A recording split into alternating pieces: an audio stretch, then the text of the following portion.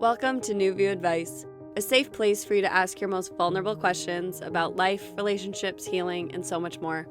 I'm your host, Amanda DeRocher, and I believe our fears and traumas are often what hold us back from living life to the fullest. Join me here each week as I offer advice on how to move through whatever is holding you back from being your best self. Let's get started. Hi there, beautiful souls. My name is Amanda, and this is New View Advice. If you're new here, this is a healing-centered advice podcast where I offer advice on the healing journey. It is my intention to offer you advice on how to connect back to your own heart and your own inner wisdom. I do not believe I have all the answers you seek. I believe you have all the answers. You just may need a new view on whatever you may be going through. Thank you for joining me for today's episode. Today we will be talking about family and relationships and what to do when our family may or may not approve of the person we are dating or may worry about the person we're dating, and also what to do when you do not like your partner's family. So I'll be answering one question from a listener whose partner cheated on them. They broke up and now they have decided to get back together, and our listener is afraid to tell their family because they don't think their family will approve of the decision. And a second question from a listener who is dating someone and loves this someone but does not love their family to the same degree, and they are wondering, can you make a relationship work if you do not like your partner's family? So I think both of these are great conversations. I think that the combining of families and the growing of new families is something that many people experience and also can end up struggling with.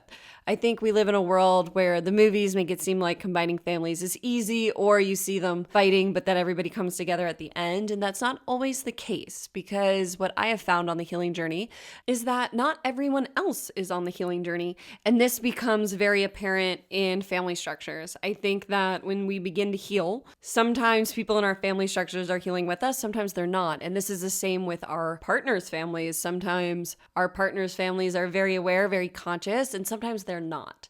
So when we are combining families, we're not just combining people, but we're combining different beliefs, different patterns. People can act different with different people. So if your partner acts one way with you and a different way with their family, it's learning to navigate all these dynamics. And also our families have opinions about who we date, as we'll be discussing in question 1, and learning how to navigate this. Family and relationships is part of the healing journey. It's part of becoming conscious, because you can go about your life and be unconscious and be triggered by everyone and never change your ways. But if you're listening to this podcast, then I assume you're on your healing journey.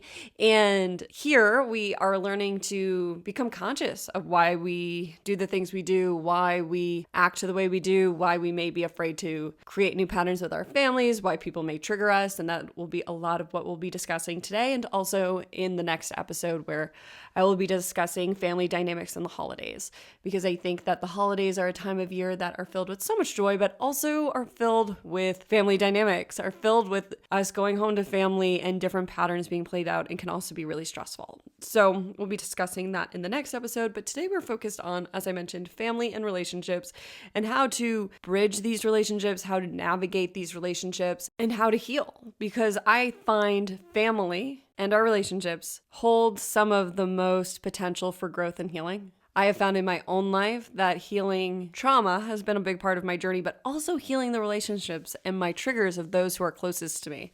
So healing my relationships with my mom, my dad, my brother, healing my relationships with my partner and the triggers that will happen within our relationship, and also when his family's around or my family's around, and how to navigate all these things has really been a healing experience for me, because these are the people we can't always. It's not true for everyone. I know that's not true for everybody listening to this, but we can't always cut out of our lives, especially if you're with a partner. You can't necessarily cut out your partner's family, especially if they're close. So it's learning how to navigate these different relationships and learning how to look at your triggers. And we're going to talk about that today, and especially in question 2, because I think that it's so important for us to start owning our triggers, and it's so important for us to start owning how we are showing up in relationships.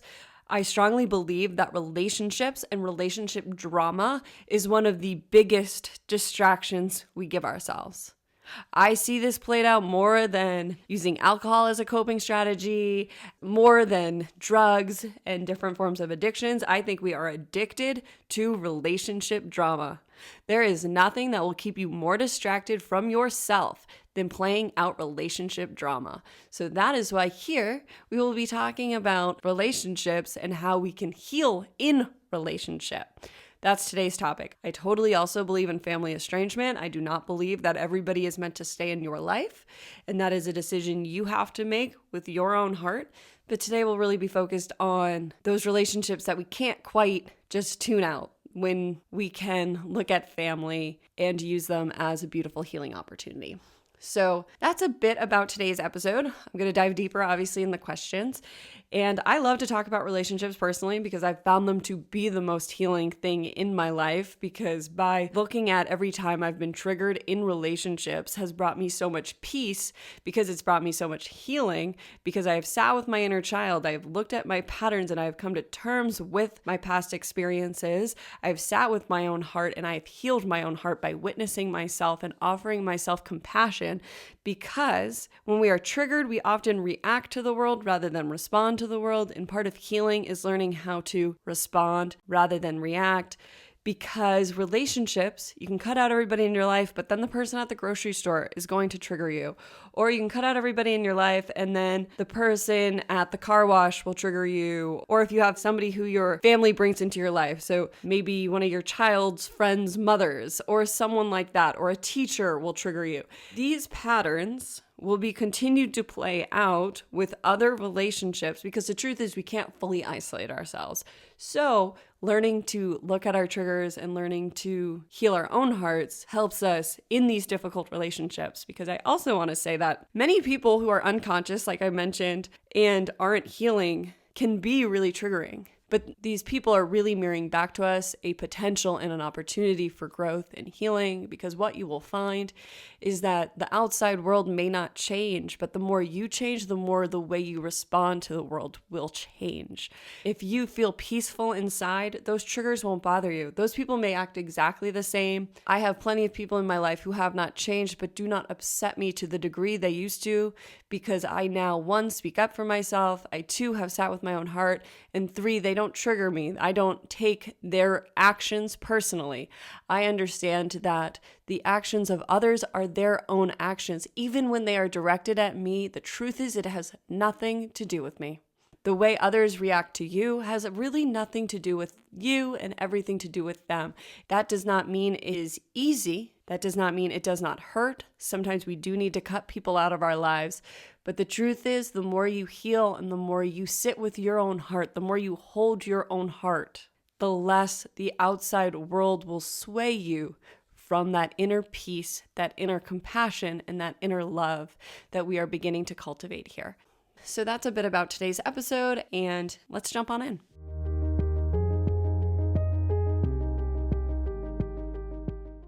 Hi, Amanda. First and foremost, thank you for creating this platform. Your podcast has been instrumental in my healing process, and for that, I will always be grateful.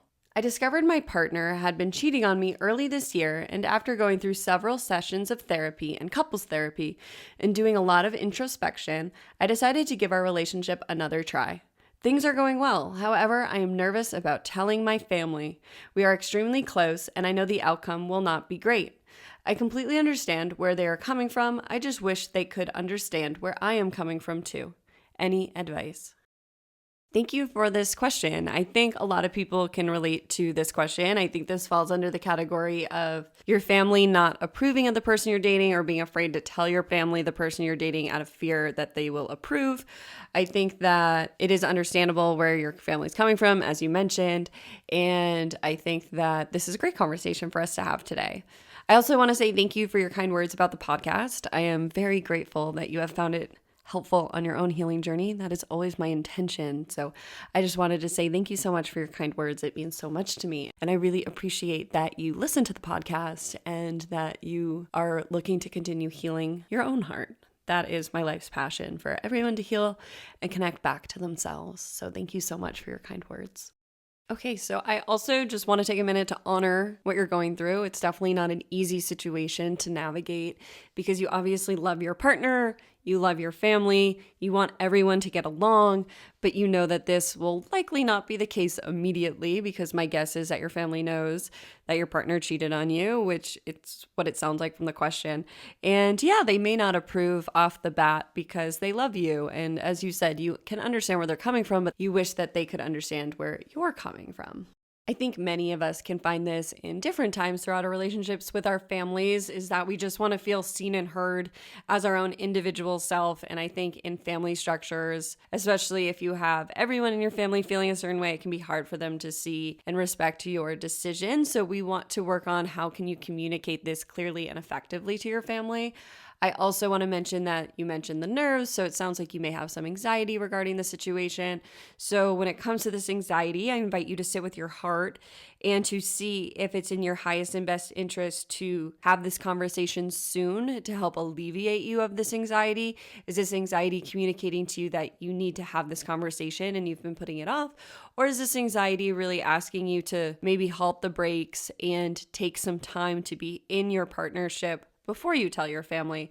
I think you definitely need to tell your family eventually, but I don't know how long it's been since the two of you have gotten back together or if you ever broke up or what the dynamic there is. And I think sometimes when things are new and we're retesting the waters or we're testing the waters or we're creating something new, sometimes it's okay to not tell everybody or not to tell our families or those who may have judgments or try to offer us advice. Sometimes it's okay to keep things to yourself for a little bit as it's in the incubation period, as it's growing, as it's forming, as it's still getting on its two legs, so to speak. So I just invite you to spend time first figuring out what is in your best interest. And if it's just spending time with your partner, allow that and know you will tell your family soon. Now, I know we're coming up on the holidays, so you may be looking to spend the holidays with both your partner and your family. So this conversation may have a time frame where it needs to happen, or as I said, the anxiety could be communicating to you that you really need to have this conversation because you won't feel comfortable until you do, because you may feel like you're keeping a secret from your family. And that may feel extremely difficult for you. So it may be important for you to have this conversation soon. And if that's the case, then I invite you to pick a time. So either a time frame, like within the next week, the next month, and hold yourself to that. Or pick a time, schedule it with your family. Be like, hey, I have something I want to communicate with all of you. Are you available on Friday? And put that time on the calendar, because that will help you to hold yourself to this, right? Hold yourself accountable, because sometimes having tough conversations are difficult, so we can put them off. And also, if you communicate to your family that you have something you want to say to them, then they may have time to prepare as well. You may also choose to communicate it to one family member and not all of them at once, or for you, it may be communicating to everyone so that it doesn't get passed through the grapevine, or you may just want to communicate it to one person. But these are all going to be decisions you want to think about ahead of time, because you want to create a situation where your heart can feel safest and where you can feel most comfortable having this difficult conversation. So you're just going to want to figure out what works best for you and your family structure. These may seem like small decisions, but sometimes we can just decide to just drop information that we've been like holding on to, and it's not always the right time. So the more intentional you can get, the easier this conversation can be for you. It does not mean it will be an easy conversation, but it can be easier if you allow yourself to think and reflect on some of these decisions ahead of time. So when you decide you're ready to have this conversation and you have chosen a time frame to have this conversation, I invite you to become very clear on what you want to communicate to your family. I would invite you to communicate how you are back with your ex, how you went through your own process. You may want to communicate this process to your family. I don't know if they know you're in therapy. I don't know if they know you went to couples therapy, but I invite you to communicate that you have taken steps, that you have thought about this, that you're not just jumping into this, communicating your process to your family, and also communicating how you're feeling about having this conversation, about how you feel about your partner, and how you want things to look moving forward. So you don't want to say like, I want you all to be nice to them. It's more like, I want you to respect me. So always bringing it back to yourself, I think, can be helpful, because if your family has feelings about your partner, you want to make it clear that this is about you. It's really not about the person, the partner. It's about how you want your family to respect you. and your decisions. Because I think your family, if they don't approve of your partner, will have an easier time respecting you and respecting your decisions and seeing you than they may at seeing your partner. So the more you can communicate that this is what your heart is asking, I think it's easier for people we love to hear that, to understand that we have thought about our process, that we have thought about all these fears that may be arising for them. Because the truth is, as you know, your family loves you so much. And what's likely the root of this is that they don't want to see you get hurt. And maybe they think they know what's best for you. Maybe some of them didn't like him to begin with, so this is just another reason to add to the list. I'm not sure of the dynamics, but the truth is it all comes from a place of love. And it's not the healthiest way to play it out when the people we love don't approve of the people we're with and they voice that, but it does come from a place of love. And so learning to communicate with your family and communicate boundaries will be really helpful for you, because you also will likely have to voice that you're not looking for advice, you're not looking for their opinions, you are just looking to communicate that you and your partner are back together, he is a part of your life, you two have delved into the patterns you had and whatever healings you may have had, or any insights or introspective moments, as you mentioned you had. That healing and those decisions have led you to this decision where you have decided to stay with your partner. So you just want to make sure that you're communicating clearly your own inner world, and you don't have to give them all the details. I don't know what your relationship's like with your family. I don't know if your family can even hear about feelings, so all of what I just said may seem too vulnerable. And if that's the case, then you really just want to communicate, I have chosen this, please respect my decision, and keeping it short and sweet also works as well. But using those I statements, so not accusing your family of anything before they do anything, and really focusing on you will probably help them rather than focusing on your partner. Like, I've chosen to stay with my partner. I've chosen to make this relationship work. I am looking for you to respect my partner and also me in this decision.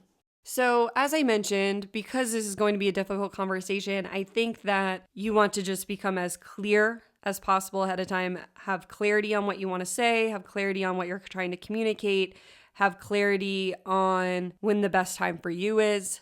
Those are all the logistics of what this situation will look like. Becoming intentional, choosing a time frame, communicating clearly and effectively, and communicating from that personal place and a calm place when you have this conversation.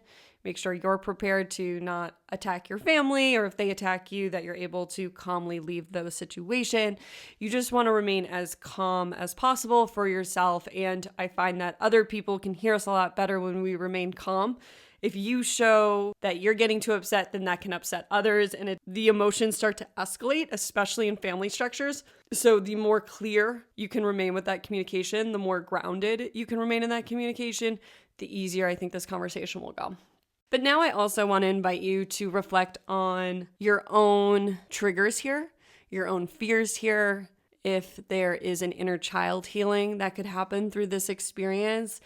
As I mentioned in the intro, I believe family relationships and our relationships with our partners are beautiful opportunities for self-growth. And so my invitation to you through this experience, before you even decide to have this conversation, would to be really to reflect on what your fears are here. Become clear on those fears. Why are you afraid to tell your family? You know that they may get upset, but why are you afraid they're going to get upset? Are you afraid when your family gets upset? Do you feel like you have to fix it when your family gets upset? Do you feel like you have to remain the passive party or the peaceful party in the situations? Or are you afraid you're going to disappoint your family? Are you afraid of being a disappointment? I invite you to take this opportunity for growth. As I mentioned, you're going to do that by asking yourself those questions, by seeing if the feelings that are arising now have arisen before. Is this a pattern you're playing out? Have you had to communicate this difficult conversation about other relationships? Did it go well? Did it not? I invite you to dive into what you are afraid of here. Because your family, you may know exactly how they're going to react, but why does that upset you? Because as I mentioned, your family may always react a certain way because that's what life is. So many of us are in family structures where no one else is healing. It can be really hard to be the one who's healing because a lot of times we do have to be the bigger person in the room because we're the only one with awareness. It can be so easy to fall into I don't want to be the bigger person. I just want to yell, kick, and scream, and I want to be heard while I'm yelling. If only that were the case. But the truth is, when we fall into old patterns, we're going to be seen as that old version of ourselves. And our souls and our hearts are asking for us to be the bigger person, are asking for us to show up in a new way, are asking for us to hold our own hearts, to face our own fears, to sit with why our families trigger us, and our hearts are inviting us to stand in our own strength, stand in our own power. To me, that's what being an adult is. I don't think you're an adult just because you're 18. I think you're an adult when you own your mistakes and you take responsibility for your life. So I actually think we live in a world where the amount of adults aren't as many as we think there are, because a lot of people don't choose to take responsibility for their lives.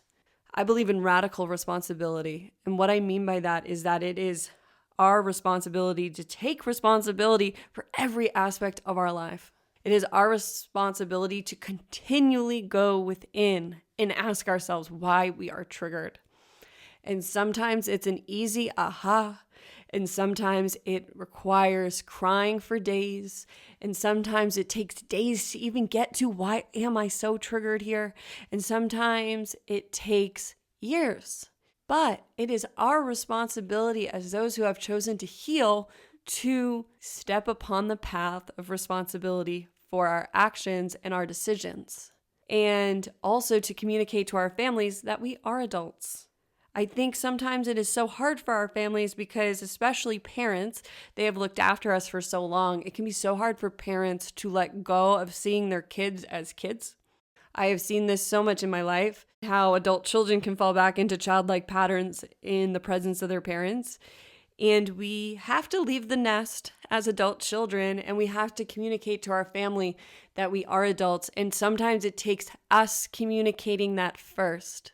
We wish that everybody was always on the same page, but it's just not always the case.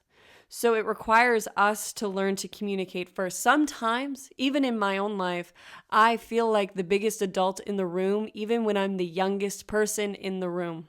And I know other people may not see me that way because they see a young woman in the room, but I have sat with myself and I have taken responsibility for my life. And I have sat with the worst things that have happened to me, the medium things that have happened to me, and the things that have happened to me. And I've taken responsibility for all of it. And I've taken responsibility for all the healing there. And I say that because what I'm asking you to do isn't easy, but I can tell you that what's on the other side of it is freedom, liberation, peace, love. It does not mean you'll feel those things in every moment, but I can tell you that in the past week, I have sat with some of the hardest things I have experienced, but I had a sense of peace that never left me. And why is that? Because I have sat with my own heart and I have cultivated peace within me, a trust within me. And how did I do that first? Looping back around, I did that first by looking at family structures. I believe that relationships, as I mentioned, are one of our biggest distractions here on earth. And so many humans can get caught up in drama. And relationships are actually one of our greatest teachers. And I talk about that a lot in romantic partnerships, but it's true with family. Family is here to teach us so much and to mirror back to us our greatest wounds, our greatest insecurities, and our greatest fears. So the more you can become aware of them and how your family triggers you, and what do I even mean by trigger? It means when you come out of alignment. What pushed you out of alignment? What was said that made you triggered, that made you sad, that pushed you out of that inner peace? What thought are you replaying in your head? What conversation can't you let go of? What action made you angry? Allowing yourself to become conscious of all those patterns, all those things, all those moments, and inviting yourself forward, your heart forward, your inner child forward that we talk about a lot here, and sitting with that part of yourself and seeing what needs to be witnessed. And I'll go a little bit more into detail in the next question about breaking down that trigger process, but I wanted to invite you to begin that as well. And as I mentioned in the next question, I'll break down how to really look at a trigger. But I want you to, one, create a space for you to have this conversation, and two, I invite you to really sit with your heart and what are your fears here and where do those originate from? And I just want to also invite you throughout this time to offer yourself a lot of self-care. What is self-care to me? Self-care is giving yourself what you need in the moment. So it could be an act of self-care to have this conversation, or it could be an act of self-care to give yourself time before having this conversation. But if you choose to have this conversation soon, I invite you to do self-care ahead of time. So that could look like taking a bath, talking it out with a friend. It could be meditating, journaling, a lot of journaling. I always find journaling to be really helpful. And the more people I work with, the more I'm such a fan of journaling, because everybody says journaling is helpful. And so I really believe journaling is helpful for everyone. So just journaling about how you're feeling about this experience, and also journaling about those triggers, those fears, those insecurities, allowing the pen to flow, allowing yourself to just free write, and seeing the thoughts in your head on paper can allow energy to move. It's an act of moving the energy that is stuck in you and putting it outside of you. And so I invite you to do self-care ahead of time, do self-care after. If you need this to be a short conversation, set it up so you can leave after you tell your family if you need to, and just allow yourself that time afterwards. Maybe you'll need to go for a walk, maybe you'll need to decompress, maybe you'll need to exercise, but just creating the space for self-care before and after. I also just invite you to be kind to yourself and compassionate, because it's not easy to go against family's wishes. It feels very unnatural. So I invite you to be kind to yourself, to offer yourself grace and compassion. What you're doing isn't easy. So many of us never change family patterns. We just continue playing out patterns in family, or being frustrated, or never voicing our needs, our concerns, or how we're truly feeling. And so what you're doing is courageous. What you're doing is probably different for your family structure. You may be the first one to be voicing this in a healthy way, in a new way, to be voicing your needs and what this is going to look like for you and your partner moving forward. So I just invite you to be kind to yourself during this process. Emotional conversations are really hard, and we don't talk about that enough. It takes a lot out of us, and it takes a lot to have them. So I just invite you to be kind and loving to yourself throughout this process. I hope something in this answer was helpful. Thank you so much for this question. I'm sending you so much love.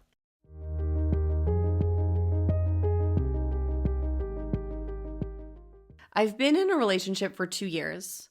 I love my boyfriend, and many days I want to marry him and know he's the one. But the problem we have is his family. His family is overbearing, and he doesn't stand up to them. They have no boundaries and will come over to our house unannounced, and it drives me crazy.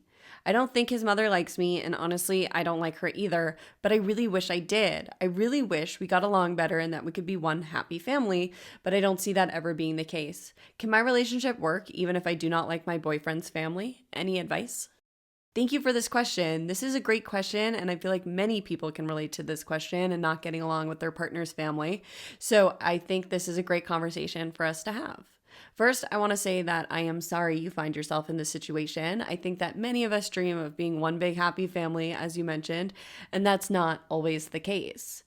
With family comes family dynamics, family patterns, different personalities, different relationships. How your boyfriend acts with you may be very different than he acts with his mother, and how he is able to navigate both those and how you're able to navigate all those. There's a lot of different dynamics that play out when families are involved, and also when combining of families are involved. So changing these old dynamics can be difficult, especially if people are unconscious and aren't looking to look at these dynamics. So as I mentioned in the previous question, as somebody who is looking to heal, as somebody writing into this podcast, as somebody on their healing journey, it can be really hard to be the person who is conscious. It can be really hard to be the person who can even see the patterns playing out. You may be able to see the patterns that this family is playing out. You may even be able to see what's healthy and what's not healthy. And that can be really difficult, because even though you can see it, it doesn't mean it's going to change it. So it's, how can you create safety for yourself? How can you create boundaries for yourself? And how can you love yourself through this? Because yes, I believe that your relationship can work even if you don't like your partner's family. I believe that that will be up to you in the end. But I do believe that by beginning to look at these relationships and what's triggering you and what's coming up for you, it will really help you to navigate this situation you find yourself in. So in this situation for you, I see a big opportunity for healing and growth. Sometimes family is a great way to see what triggers us, as I've mentioned, and what still needs to be healed within us. I know in my own life that the people in my life that triggered me, they were most often triggering my own inner wounding. And the more I sat with myself and the more I dove into these triggers, the more I sat with these triggers, the more I healed up the wounding inside. And I saw that so much that was triggering me on the outside was really rooted in beliefs from my past, beliefs from my childhood. The more that my relationships with people healed, even without them ever knowing it. I didn't have to have conversations with most of these people about my triggers. I had to sit with myself, and as I healed, they just stopped triggering me. So I'm going to invite you to look at your triggers before taking any actions. And it is an action to look at your triggers. And what I find is that if you go through this process of looking at your triggers and feeling the emotions attached to these triggers, you will be led to an action, or you will feel different on the other end. Because it sounds like you really love your boyfriend and you really want to make it work. So I want to invite you to really dive into your inner world here. I think that this is a great opportunity for growth. I really think that the people that we can't get away from, if for lack of a better word, the people who are in our lives for a reason, who are brought into our lives for a reason, if you can trust that everything in your life is for you, right? So everything happens for you, for your greatest expansion, then I invite you to take this opportunity as a chance to grow and to see what would happen if you dove into your inner world instead of projecting into your outer world the feelings you're having. It doesn't mean you won't have to take any actions, but I invite you to first go within. So what do I mean by this? I talked about this in the previous question too. And so the next time you're triggered by one of your boyfriend's family members, let's say it's someone coming over to your house unannounced, I would invite you to become clear on why does that bother you? Because the answer to this question is actually going to be different for different people. It could be that they're interrupting you, or that it feels disrespectful, or that it feels like they're breaking your boundary, or it could just trigger that your boyfriend doesn't stand up to them. So it could every time be like, oh my gosh, my boyfriend never stands up to them. And that could be the trigger more so than the fact that they're interrupting you or disrupting your flow or whatever it may be. The trigger is going to be different for everyone. It may be similar and there may be multiple, but you want to become clear on why does this really bother you? Then you're going to reflect on this why. Because at first, the why does with the other person, keep going. Keep asking yourself, why? Why? It's like a little kid asking why, trying to always get more information because they're so curious. You want to become curious about your inner world. This is self-awareness. And you want to ask yourself why. So maybe it's because it feels disrespectful. Why does it feel disrespectful? Because they're coming into my... Just asking yourself why until maybe you reach a new insight. Are you reminded of a pattern from your childhood? Are you reminded of a feeling you've played out before?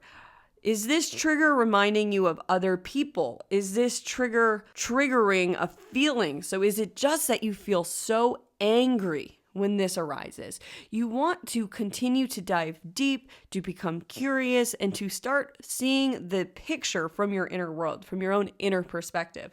Instead of saying, well, that person's doing blank, that person's always interrupting me. It's like, why does that bother you that they're always interrupting you? And maybe it's because I never get my own space. Boom. When did that originate? Were you unable to get your own space as a child? Did you always share a room? Did you never have anybody who respected your boundaries? When did that start? How did that feel? And so the next part is you want to connect to the feelings that are arising, the feelings that are triggered. And you don't have to go into all the details of a memory. You just sometimes need to go to the past so you can become clear on the root. Like, oh, this actually started when I was 5. You don't have to know everything about the first time or the first experience. You just want to become clear, try and find the root of where this originated, and connecting to the feelings and allowing those feelings up, allowing those feelings to be witnessed. Like, this did make me angry. I'm very angry right now. Talking to the feeling, acknowledging it. So many of us try to shove our feelings down and deal with them later.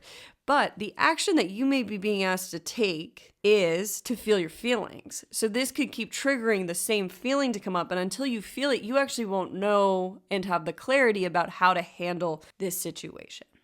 This is a silly example from my life, but I used to live in Los Angeles, and there was this dog that lived below me, and it would bark all day.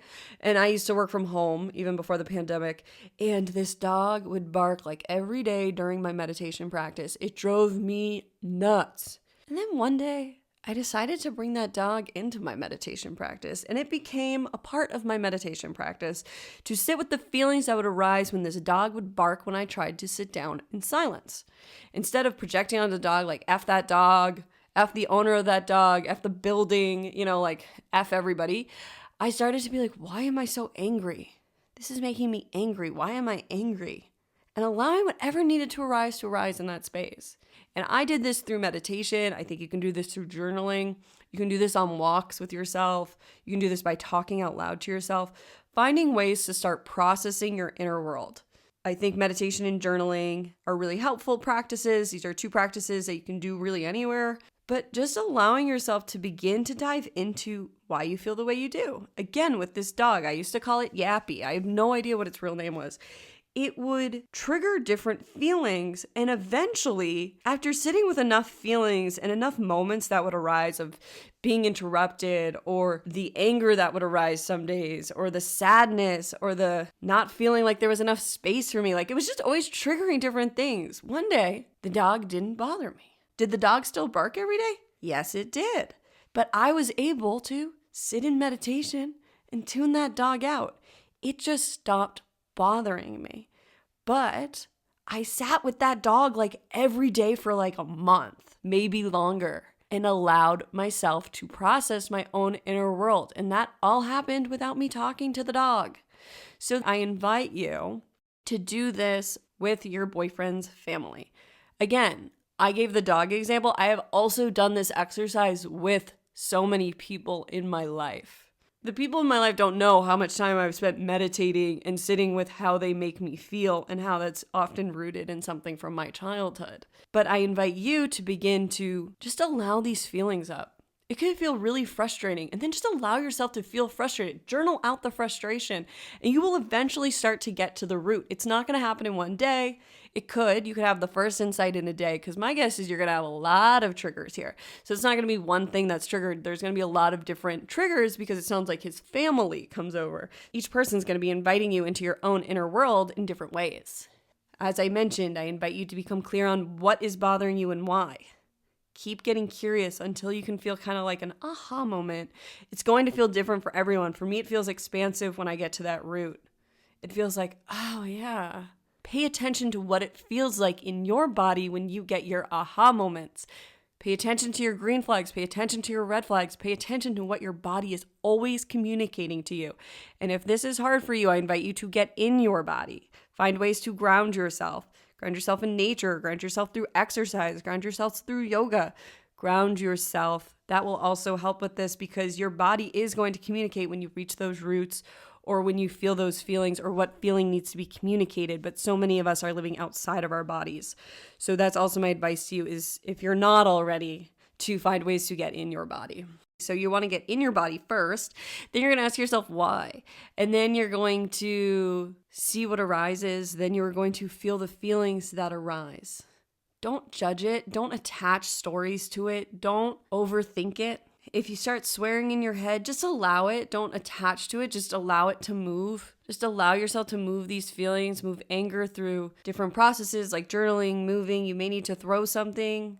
Hitting a pillow can help.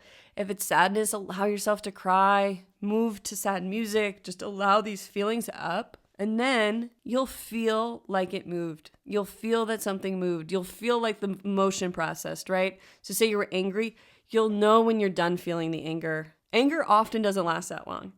I recently had an experience where anger lasted for about 4 days. I'd never really had an experience like that. Normally it lasts for like 15 minutes, but it usually doesn't last too long. I had something I had to really feel angry about, but I allowed that anger to be up for like 4 days.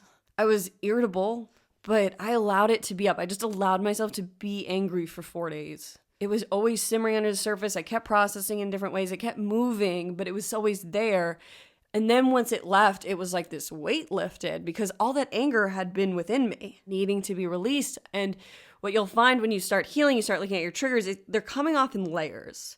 So one thing will come off and then it allows another to arise. Your body is an intelligent system. Your body is extremely intelligent. It is never going to give you everything at once. Your body wants to keep you safe.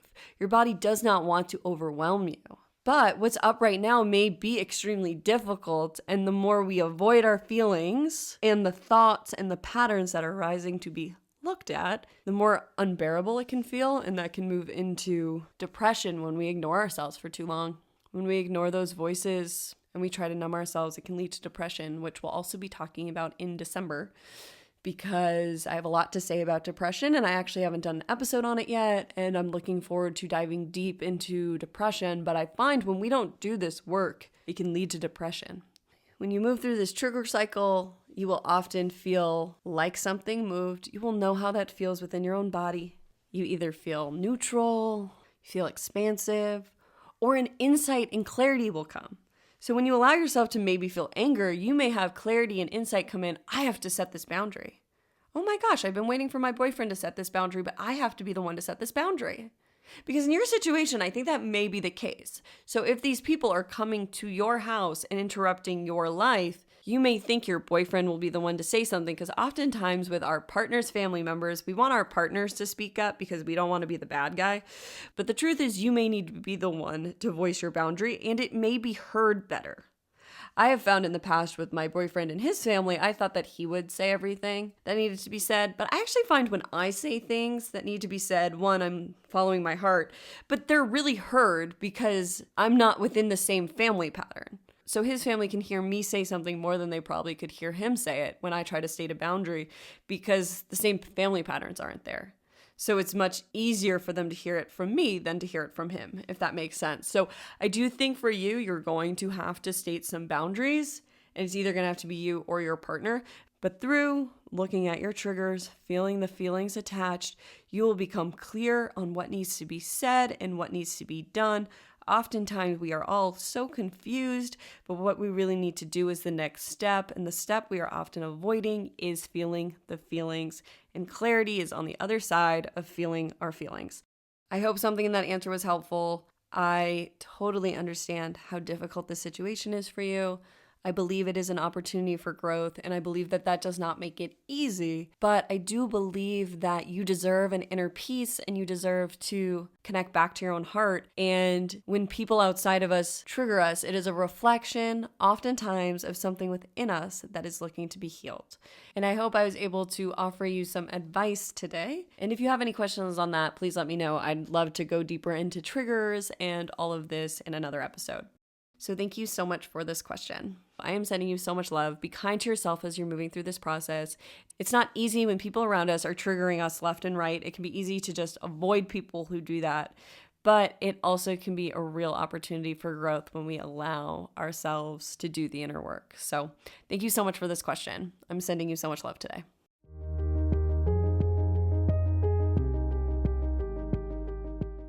Thank you so much for tuning into today's episode of New View Advice. As always, I am so grateful to continue having these conversations with you. If you enjoyed today's episode or any previous episodes, or you are a fan of New View Advice, I invite you to subscribe to the podcast and leave a rating and review.